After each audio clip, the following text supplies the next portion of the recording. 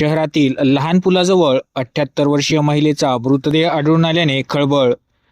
पुसद शहरातील शहर police station हद्दीतील लहान पुलाजवळील एका दलदलीच्या ठिकाणी चिखलात 78 वर्षीय महिलेचा मृतदेह आढळून आल्याने एकच खळबळ उडाली।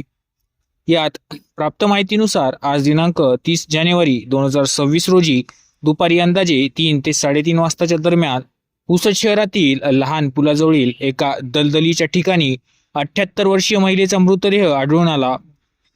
सदर महिलेचे नाव सिंधुबाई सखाराम चिंतावार, राहणार राम मंदिराजवळ अटकेश्वरवाड पुसद असे असल्याचे समजले आहे। सदर महिलेला 3 मुली असल्याने व त्या मुलींचे लग्न होऊन त्या सासरी नांदत असल्याने सदर महिला ही पुसदला एकटीच राहत होती।